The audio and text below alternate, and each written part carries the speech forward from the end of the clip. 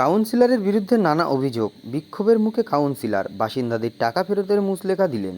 মাথায় মারা হলো ডিম।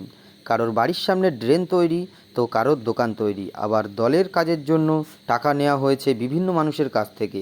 এমন নানা অভিযোগ তুলে বৃহস্পতিবার হাবড়া পুরসভার ১৩ নম্বর ওয়ার্ডের কাউন্সিলর দীপক দের বাড়ির সামনে বিক্ষোভ দেখালো বাসিন্দারা। এমনকি তাকে লক্ষ্য করে ছোড়া হয় ডিম। ভুক্তভোগীরা তৃণমূল কাউন্সিলরের কাছ থেকে টাকা চেয়ে বিক্ষোভ শুরু করলে তৃণমূল কাউন্সিলর দীপক নিজে সবার টাকা ফেরত দেওয়ার মুচলেকাপত্র দিয়েছেন বাসিন্দাদের কাছে। উনি বহুদিন ধরে আমাদের এলাকায় যাচ্ছেন না। এলাকায় খুব পরিস্থিতি খুবই খারাপ, প্রত্যেকের কাছ থেকে কম বেশি টাকা নিয়েছেন। উনি সেটা স্বীকারও করেছেন এবং উনি আমাদের কাছে এই প্যাডের উপর লিখে দিয়েছেন, আমরা যার যার টাকা পায় উনি 7 দিনের মধ্যে ফেরত পরিশোধ করবে। ঠিক আছে, তাই আমরা দায়িত্ব নিয়ে এখানে ওনার কাছে এসেছি। উনি স্বীকারও করেছেন যে আমি লোকের কাছে টাকা নিয়েছি। এলাকার মানুষের কাছ থেকে কারোর কাছ থেকে 30,000, কারোর কাছ থেকে 10,000, কারোর কাছ থেকে 15,000, এই রিপোর্ট আমার কাছে আছে। আমি ওয়ার্ডে গিয়ে আমি তথ্যগুলো নিয়ে ওনার কাছে আমি পুরো লিস্ট পাঠাবো, উনি সেই অনুযায়ী আমাদের টাকা ব্যাক করে দেবেন।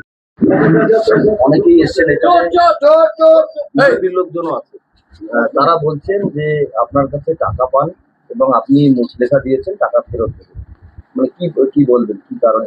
এরা কয়েকজন আমাদের তখন তো পার্টির প্রোগ্রামে টাকা দিয়েছিল কয়েকজন, সেই তাদের আমি বলেছি মধ্যস্থে যে এরকম যারা যারা যারা যারা দাবি করছে তাদের লিস্টটা কর, আমি তাহলে তাদের টাকা দিয়ে দেবো। কারণ আমি যদি ভুল করেছি তাহলে, আর সেই যে ভুলটা আমি স্বীকার করে নিলাম, তো অবশ্যই দিয়ে দেবো। কারণ আমি এমনিতেই খুব প্রভাবিত সব ব্যাপারেই, আস্তে আস্তে আমাকে এমনিতে অবসর নিতে হবে। আচ্ছা, এই যে ওয়ারেশন সার্টিফিকেট আটকে রাখার অভিযোগ, না, ওয়ারেশনটা হচ্ছে কি, যেটা হচ্ছে যে আমরা হচ্ছে একটা